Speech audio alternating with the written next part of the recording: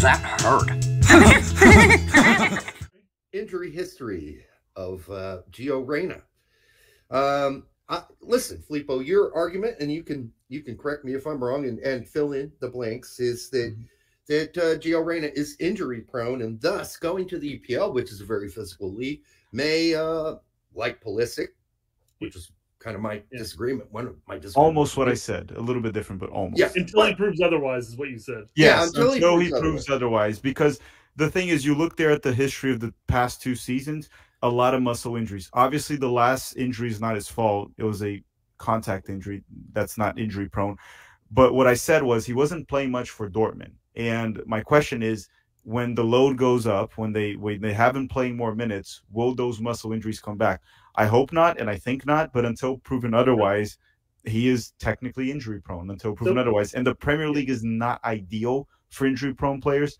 But again, maybe he's not injury prone anymore, and then that's not an issue. But that's one of my concerns with this move. The Premier League is much more fast paced, much more intense than the Bundesliga. Bundesliga is a transition league, so you see sometimes teams sit back a little bit, soak up pressure, and try to hit in transition. Premier League is more of it has improved over time. But if you go back to the early 2000s, and I guess even the 90s, I was too young for the 90s, so I don't remember much.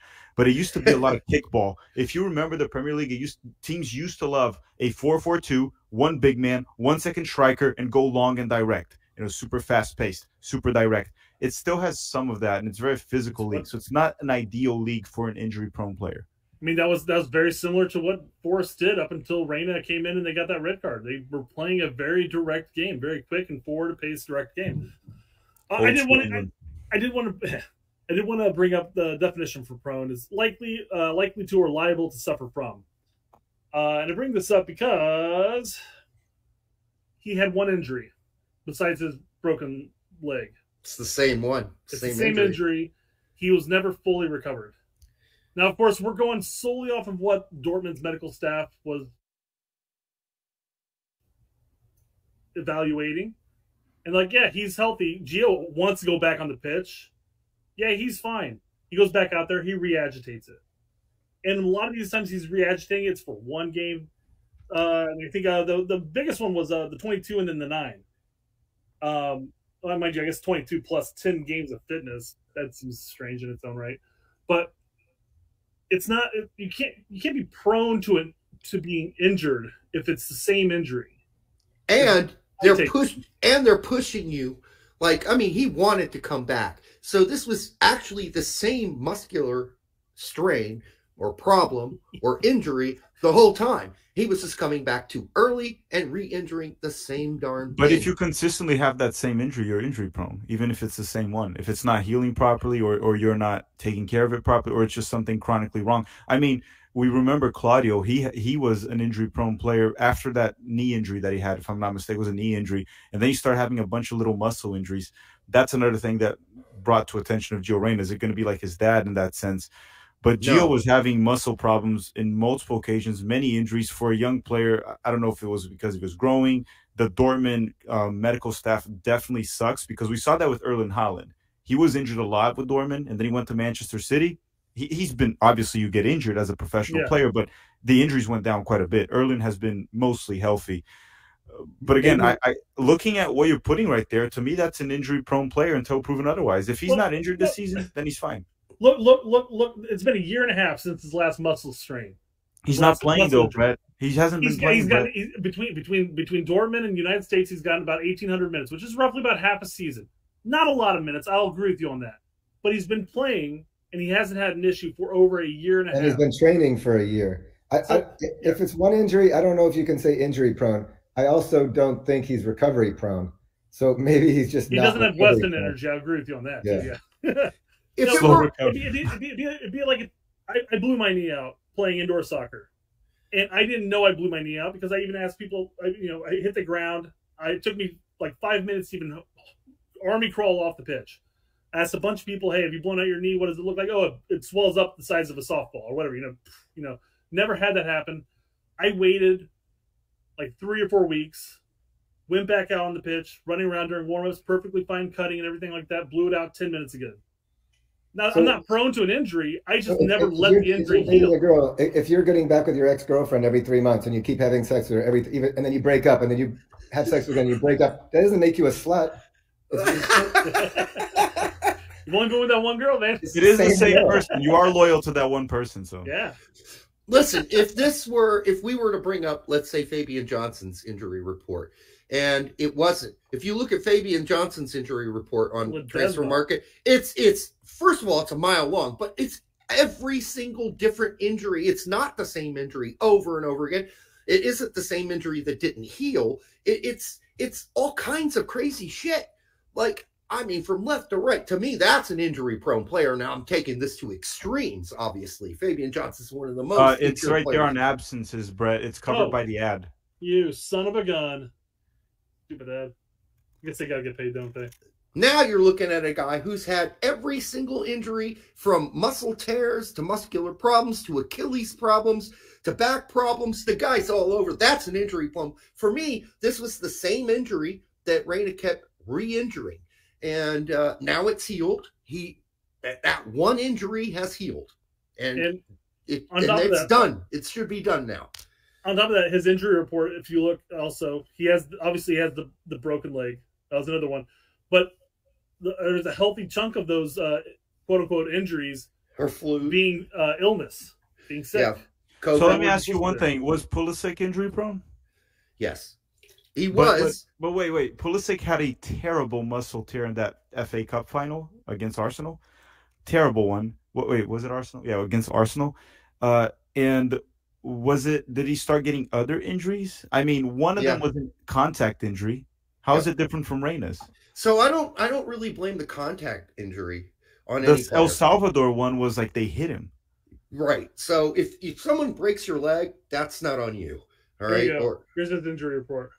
But we are talking about muscle injury, hamstring, calf strain. Well, that's just transfer mark how they wrote it, but it could be literally muscle injury. It could be literally the hamstring. Well, I mean, no. We're talking groin, abductor, calf.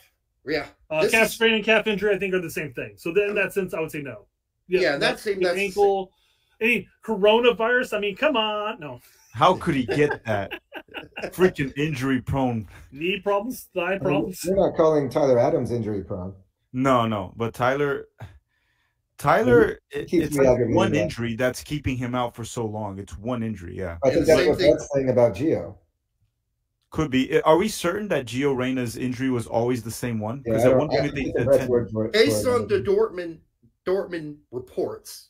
Yes, it's the same. It's the same re-injury. It's the same injury he came back too fast from and re-injured again, and he did it again after that. He did it another time. If that's the case, is good for us. Maybe he's not injury prone. This whole time I was thinking he might be. Yeah. No.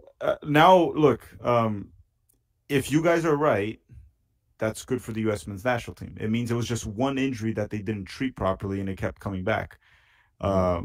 And that wouldn't surprise you, would it, with Dortmund? No, with Dortmund it wouldn't. But Pulisic, ever since he left the Prem, Pulisic, he's been playing. This season is the season he's probably playing the most minutes of his entire career, Christian Pulisic, and he's been extremely healthy. He had that little muscle. It was like more of a muscle fatigue, but Pulisic's been healthy the entire season. I didn't realize there was a second page to this. There is. There are multiple pages for Fabian Johnson. But this is Pulisic. Oh, Pulisic. Did you ever hear Pulisic's description of why he was continuously getting injured at Chelsea? His big thing was when he would go into practice, and he said he's learned not to do this anymore, and he would go balls out, 110% at practice. Didn't Berhalter tell him to do that? It was Berhalter. Yeah, you're right. Yeah, Berhalter told Pulisic to do that, man. I swear. Wasn't it in 2019 that he's like, yeah, he has to train as hard as he plays? Yes. So Pulisic got injured because of Berhalter. Yes, essentially. And he had nothing left when he got on the pitch, essentially, because he would go balls out in practice, and then it would show up on the field. His muscles were tired. And when your muscles are tired, that's when injury happens. And that's what happened to Pulisic. Wasn't that the same reason why he was pissed off with Reyna at the World Cup? Because he wasn't practicing? No, it wasn't. No one said it was Pulisic. No one said it was Pulisic. What? It wasn't Pulisic that was angry with Reyna. No. I said Berhalter. Oh, Berhalter was angry with Reyna. I swear, look, should have been. I might be going crazy, but you guys might remember. I think it was in 2019. It was something with Berhalter and Pulisic that Pulisic even, I think, got bothered by it because Berhalter said he had to train harder. Yes. I remember that. No, I do too. I do. I remember the interview. And your other point was that will he play? You were concerned, red flag wise, that he may not get to play. And no. Will his minutes be significantly higher than Dortmund? He'll obviously play with the loan. It's just that will he play more, or he'll just get random minutes off the bench? That's what I said. Yeah. Okay.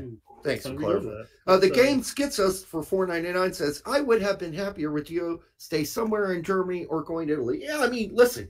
The problem with perfect, if you're looking for more perfect, is sometimes the good is actually a learning experience for a player like Gio Reyna, where he's going to be forced to have to play more defense. He's going to be forced to have to actually play a game he's not used to. He's going to be forced to understand a different speed, which I think he's fully capable of handling. But the big thing when he went and he's going to go play for Nuno is I think Nuno wants to play or at least evolve Nottingham Forest into a different type of team. And I think Reyna's just the kind of guy he wants. And I think he will play. And I don't think he'll play a lot more than we think he will play. That's just my guess. But I could be wrong, of course. But that's why I didn't see it as a red flag because of the manager tact, personally.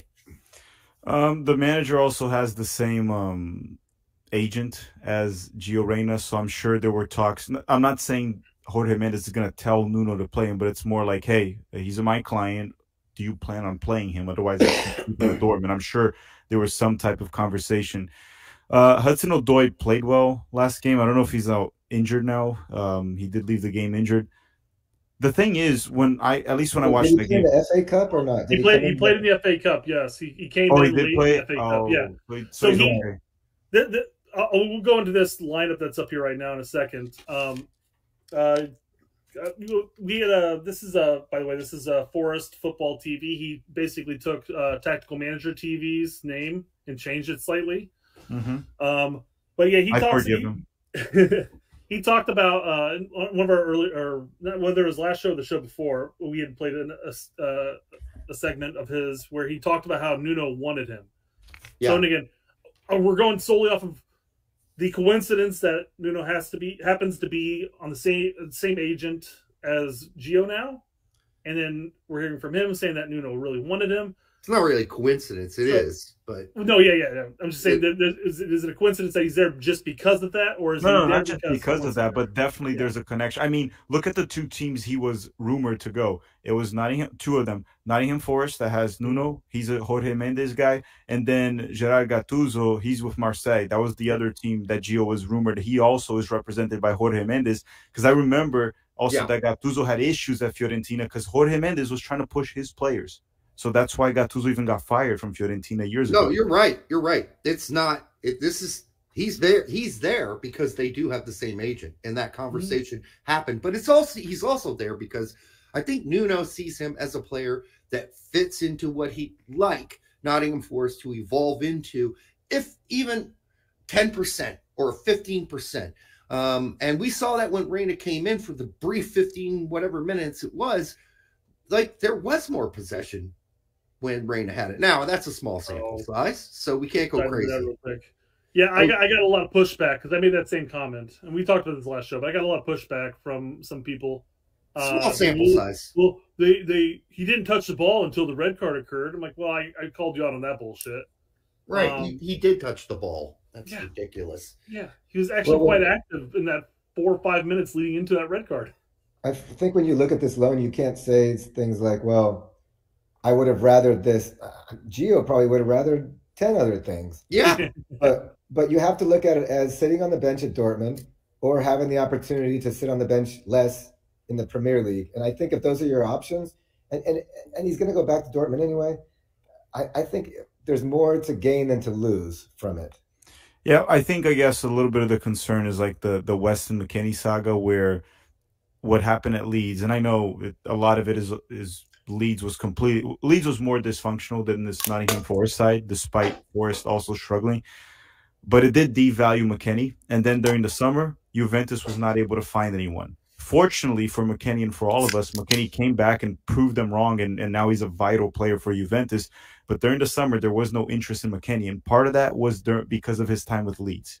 Well, I think Gio's being devalued sitting on the bench 82 minutes a game too. He's dropped about He is. That's why he didn't have many offers now. That's what I'm saying. So he's not going to devalue. He's already worth, to me, way more than people would assume because he hasn't been playing enough. So I don't think he could possibly devalue himself less than what Dortmund was doing. He's gone from 40 million to 15. So yeah, maybe less than 15. Maybe even that people won't pay. I know they were willing to pay it. Exactly, they weren't.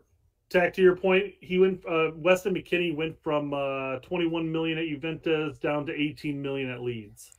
Yeah. And then but wait, you're talking about transfer mark. What I'm saying is Juventus wanted Weston out during the summer. They didn't even take him to the US in the beginning. And then they wanted to sell him. And then there were some injuries. Allegri brought him in and he started to play very well. And he's like, okay, let's keep this guy. Kept giving him chances. And now he's easily a top 3 performer of that team this season. That's because Weston found a way to bounce back within his team. Look, Gio's situation was awful at Dortmund, and now that he's at Nottingham Forest, I hope it works out. I think this weekend he might actually start for them. They had an FA Cup in the middle of the season. We know Hudson-Odoi might not be 100%. And in the first game, it was only 10, 15 minutes, but you see from a technical standpoint, he seems to be a little bit ahead of that front 4 right there. Morgan Gibbs-White, Elanga. He seems to be a bit ahead. We'll see what they do with that. Well, ultimately, he plays a completely different style than they do too. Again, before he came into the pitch, Forest were playing very much an English style game, the very counter-attacking, quick pace, get the ball moving forward, attack.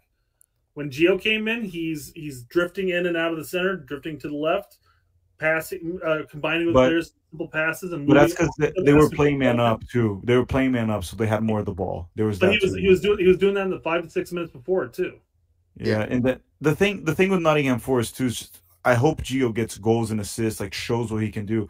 But this team is so garbage that Morgan Gibbs-White, their best player right now, that's what they tell me at least. And I watched him. Definitely can hold his own in the Premier League. Decent player. Yeah. He has 2 goals and 3 assists all season long, and he's been healthy for the most part. He missed one game in the Premier League. And this team is just really hard to be productive. It's just Gio really hard. Top goal scorer at the end of next game. Can get a hat trick.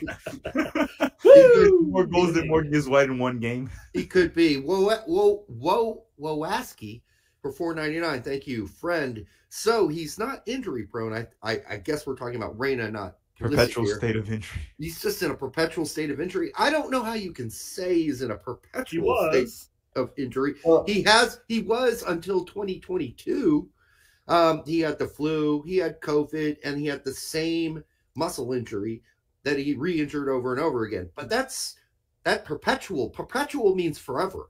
I don't know if you've looked at that. I think he's trying to be funny and also make the point that we are kind of making semantic differences, but people should understand it's probably statistically better to have one lingering injury that you're having a hard time recovering from than 3 separate injuries, even if you're out for the same amount of time. And I think that's the only point that we're making is if you're going to look at those 2 scenarios and think which one is more statistically likely to miss more game time over the next 5 years, it's the guy with the 3 multiple injuries. And so all we're saying is nobody's saying we're not going to give him the durability of the decade award. All we're saying is that statistically we would rather him be suffering from 1 injury multiple times than 3 separate injuries. But now that you put that, who would win the durability of the decade award? Who's the player that we can think of that's like super durable? The guy's never injured. It's gotta be. Well, I was gonna say it's gotta be Weston because he recovers so quickly. No, A-Rob missed the camp. He was in. I'm trying to think of an American. But I mean, that guy plays 90 like all day, every day in the toughest league, and then USMNT. He's like never hurt.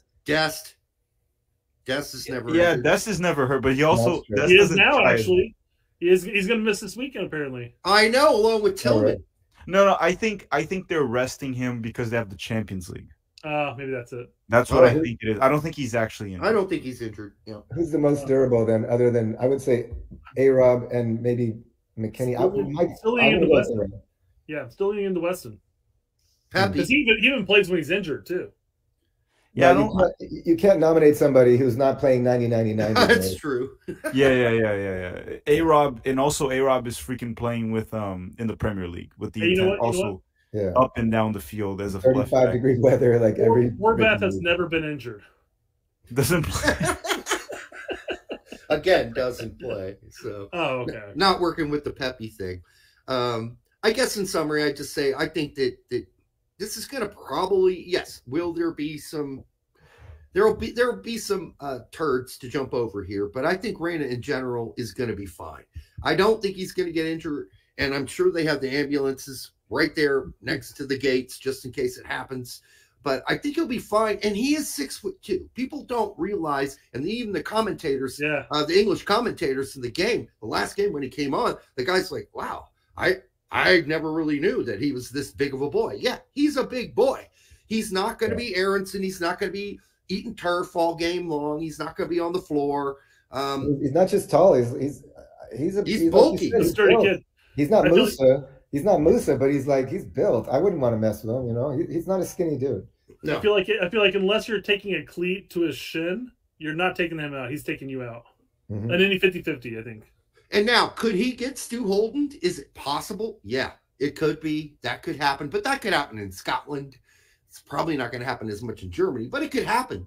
And but that's just the risk you take every day when you go out and you play in the English Premier League. That shouldn't stop anybody from taking, the opportunity to go there and learn. And I think he will learn a lot. He's gonna. I mean, unlike Dortmund, they're not going to have the majority of possession, but they can he can learn from that by, like, how do you play when you don't have possession, which, frankly, we haven't played enough of that kind of game with the U.S. men's national team because we usually have all the possession playing other CONCACAF teams. This is an opportunity for him to learn what it's like to be the lesser team playing against the better team with the possession. It's how a learning experience. Yeah. Yes. Yeah. I think in multiple ways. Instead of just sitting on the bench in the same safe environment on the same team, he pushed himself. I think, Tack, you're always talking about that. I mean, I think it's good that he did that. No, I always appreciate a player that gets out of his comfort zone. And